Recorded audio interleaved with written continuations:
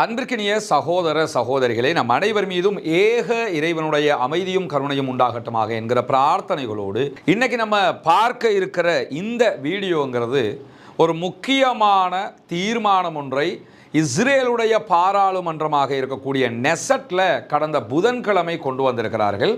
அந்த தீர்மானம் என்ன, அந்த தீர்மானத்தினால் ஏற்படக்கூடிய விளைவுகள் என்ன என்கிறத தான் இதில் நம்ம தெரிஞ்சு கொள்ள இருக்கிறோம். அதாவது நமக்கெல்லாம் தெரியும், பாலஸ்தீனம் என்கிற ஒரு நாடு இரண்டாம் உலக மகா யுத்தத்திற்கு பிறகு பிரிட்டிஷுடைய ஆதிக்கத்தின் கீழாக வந்ததற்கு பிறகு அவர்களுடைய முழு முயற்சியால் இஸ்ரேல் என்கிற ஒரு நாடு அதற்குள் உருவாக்கப்பட்டது.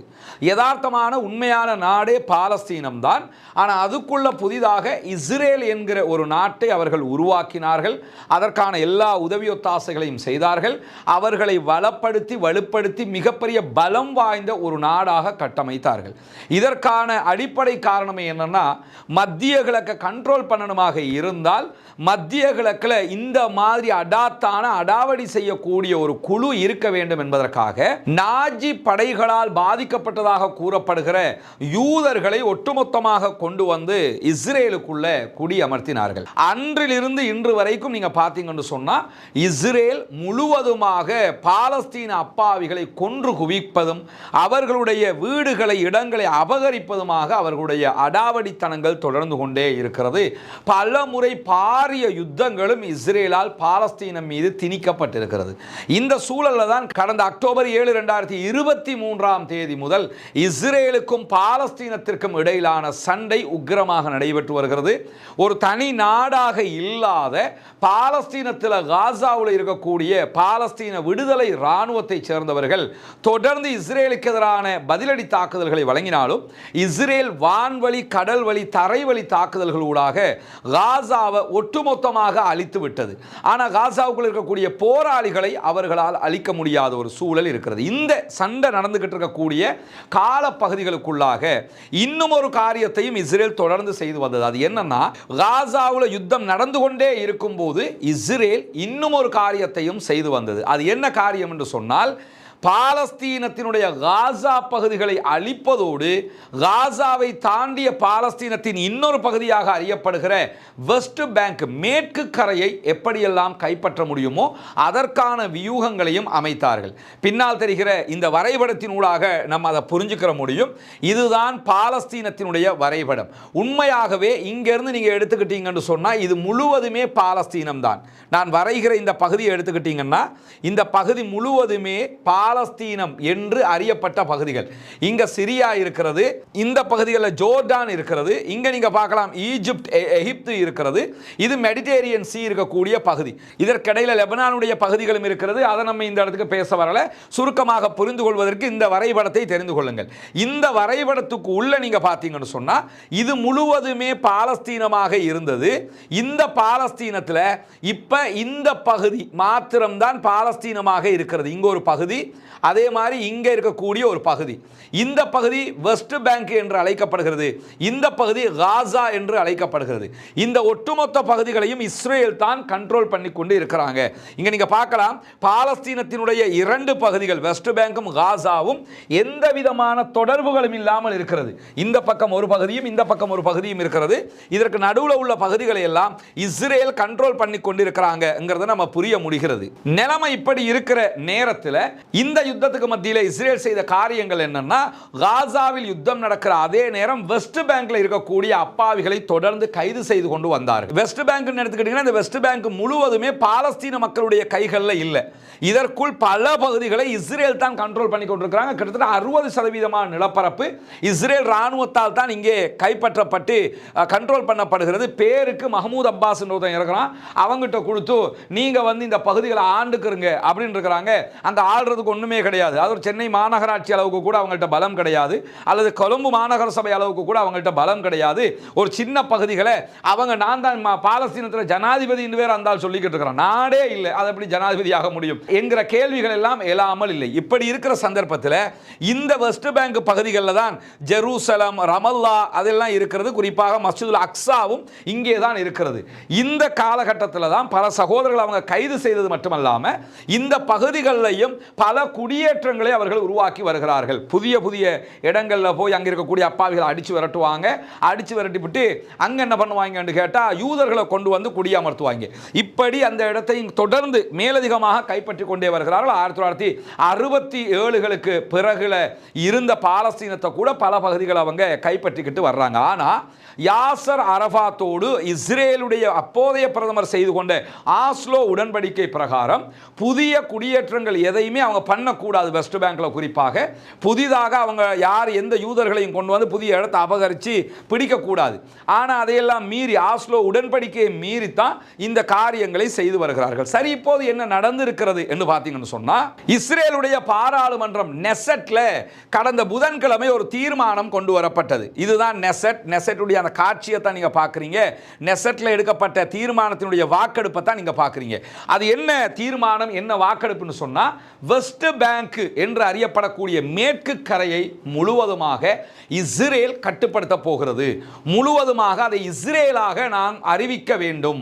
யூத மக்களின் வரலாற்று தாயகத்தின் பிரிக்க முடியாத பகுதி மேற்கு கரை என்கிற அறிவிப்பை அந்த தீர்மானத்துக்கு பிறகு இஸ்ரேல் வெளியிட்டிருந்தது. யூத மக்களின் வரலாற்று தாயகத்தின் பிரிக்க முடியாத பகுதி. இதுல இருந்து நீங்க என்ன தெரியணும்னு கேட்டா, யூத மக்களின் தாயகம் அல்ல, வரலாற்று தாயகம் என்கிற ஒரு வேர்டை தான் சொல்றாங்க.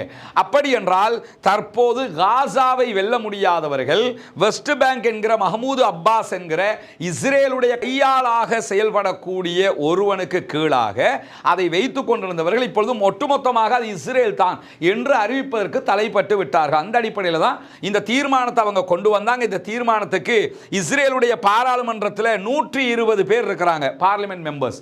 அந்த 120ல் ஆளுங்கட்சியை சேர்ந்த 71 பேர் அந்த தீர்மானத்துக்கு ஆதரவாக வாக்களித்திருக்கிறார்கள். 13 பேர் அதற்கு எதிராக வாக்களித்திருக்கிறார்கள். தீர்மானம் பாராளுமன்றத்திலே நிறைவேற்றப்பட்டிருக்கிறது. எனவே வெஸ்ட் பேங்க் என்பதும் இஸ்ரேலுடைய ஒரு பகுதி தான் என்று இஸ்ரேல் பாராளுமன்றம் தீர்மானத்தை கொண்டு வந்திருக்கிறார்கள். அதை நடைமுறைப்படுத்துவாங்க எப்ப என்ன ஏதுங்கிறது இரண்டாவது. ஆனா அவங்க தீர்மானமாக பாராளுமன்றத்தில் ஆஸ்லோ உடன்படிக்கையை மீறி வெஸ்ட் பேங்க் என்பது இஸ்ரேலுடைய ஒரு பகுதி, அது பாலஸ்தீனம் என்று இனி சொல்ல முடியாது என்கிற ஒரு தீர்மானத்தை, அநியாய தீர்மானத்தை கொண்டு வந்திருக்கிறார்கள். ஆனால் இதுவரைக்கும் இந்த தீர்மானத்துக்கு எதிராக எந்த அரபு நாடும் கண்டனம் வெளியிடல, எந்த அரபு நாடும் இதை சர்ச்சையாக்கல, எந்த அரபு நாடும் இதை கேள்வி கேட்கல. ஈவன் ஐநா கூட இதுவரைக்கும் இந்த தீர்மானம் செல்லுபடியற்றது, இதை நீங்கள் செய்திருக்க கூடாது என்கிற எந்த கருத்துக்களையும் வெளியிடாமல் இருக்கிறார்கள். இந்த தீர்மானம் வெளியானதுக்கு பிறகு அவர்களுடைய பத்திரிகைகள் வெளியிட்டிருக்கக்கூடிய தலைப்புகளை நீங்க எடுத்துக்கிட்டீங்கன்னா, குறிப்பாக டைம்ஸ் ஆஃப் இஸ்ரேல் என்கிற இஸ்ரேலுடைய பத்திரிகை இந்த செய்தி எப்படி வெளியிடுறாங்கன்னு சொல்லி சொன்னா, யுதேயா, சமாரியா, ஜோர்டான் பள்ளத்தாக்கு ஆகியவை உள்ளடங்கி இருக்கக்கூடிய மேற்கு கரை என்று அறிவிக்கப்படக்கூடிய இந்த பகுதி யூத மக்களுடைய வரலாற்று தாயகத்தின் பிரிக்க முடியாத பகுதி என்று இந்த தீர்மானத்துக்கு பிறகு இஸ்ரேல் பாராளுமன்றத்தினுடைய சபாநாயகர் என்ன வேர்டை சொன்னாரோ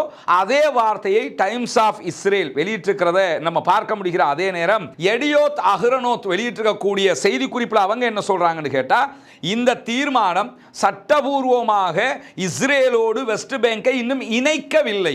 ஆனால் நெசட்ல இது ஒரு தீர்மானமாக பிரகடனமாக அங்கீகாரம் பெற்றுவிட்டது. நம்ம ஏற்கனவே சொன்ன மாதிரி இப்ப வெஸ்ட் பேங்கை இணைச்சி தேர்தல் நடத்தி எங்களோட தான் நீங்க அவங்க இன்னும் அறிவிக்கல. பட் என்னன்னா, எழுத்துல தீர்மானமாக பாராளுமன்றத்தில் இதை முடிவெடுத்து விட்டார்கள். இது சர்வதேச சட்டங்களை மீறியது, ஆஸ்லோ உடன்படிக்கையை மீறியது, ஐநாவினுடைய பாலஸ்தீனம் தொடர்பான தீர்மானங்களை மீறியது, 1967களுக்கு பிறகான பாலஸ்தீன நிலப்பரப்பை சட்டத்துக்கு மாற்றமாக மேலதிகமாக அபகரிக்கிற செயல்பாடு என்பதையும் நம்ம இந்த தீர்மானத்தினூடாக புரிந்து கொள்ள முடிகிற அதே நேரத்தில் கடந்த மே மாதமும் இதே மாதிரி ஒரு வேலையை செஞ்சாங்கன்னு சொன்னா, இஸ்ரேலுடைய நெசட்டில் இஸ்ரேலுடைய யூதர்கள் இந்த இடங்களை பிடிக்கிறாங்களா இல்லையா, அங்க இருக்க அப்பாவிகளை அடிச்சு விரட்டிட்டு அவங்களோட சண்டை பிடிச்சு அவங்களை கொன்னுட்டு இடங்களை பிரிக்கக்கூடிய குரூப் என்ன பண்ணிருக்கிறாங்கன்னு கேட்டா, பீஸ் நவ் என்று சொல்லி ஒரு கண்காணிப்பு அமைப்பை வச்சிருக்கிறாங்க. பேரு பீஸ் நவ், ஆனா செய்கிறது எல்லாமே அதர்மமும் அக்கிரமமும். அந்த குரூப் என்ன பண்ணாங்கன்னு கேட்டா,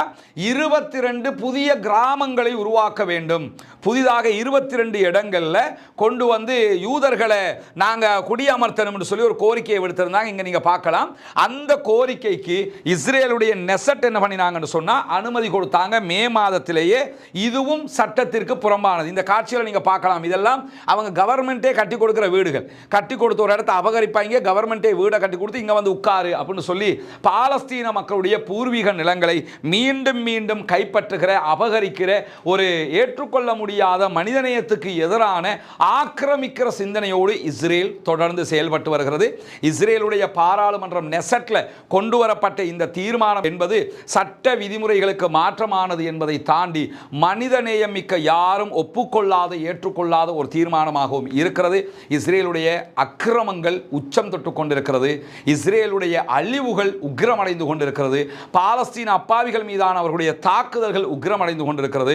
வல்ல ரஹ்மான் தான் அவர்களுக்கு இதற்குரிய பதிலடியை கொடுக்க வேண்டும். ஏன்னா இந்த உலகத்தில் நம்ம எந்த அரசாங்கத்தையும் நம்ப முடியாமல் இருக்குது. யாரும் அவர்களுக்காக இல்லை என்கிற நிலையில் அல்லாஹ்விடத்திலே கையேந்துங்கள், அல்லாஹ்விடத்திலே பிரார்த்தனை செய்யுங்கள், ஒவ்வொரு தொழுகைகளிலும் அழுது மன்றாடுங்கள், அல்லாஹ்விடத்திலே உங்கள் கோரிக்கைகளை பாலஸ்தீன அப்பாவிகளுக்காக முன்வையுங்கள். இஸ்ரேலுக்கு எதிராக கண்டிப்பாக குனூத்து நாசிலாவையும் ஓத மறந்து விடாதீர்கள். அன்பர்களே, நண்பர்களே, தாய்மார்களே என்கிற கோரிக்கைகளோடு பாலஸ்தீன அப்பாவிகளுக்காக என்றைக்கும் ஜனநாயக ரீதியாகவும் குரல் எழுப்புவோமாக. தீவிரவாதம் ஒழிய வேண்டும், பயங்கரவாதம் இல்லாதொழிக்கப்பட வேண்டும். இஸ்ரேலிய ஆக்கிரமிப்பு தீவிரவாதமும் பயங்கரவாதமும் இல்லாதொழிக்கப்பட்டு அமைதியான பூவுலகு திரும்ப வேண்டும். பாலஸ்தீனம் தனிநாடாக மிளிர வேண்டும் என்கிற பிரார்த்தனைகளோடு முடித்துக் கொள்கிறேன். வாஹ்ரதா அல்ஹம்துலில்லாஹி ரப்பில் ஆலமீன்.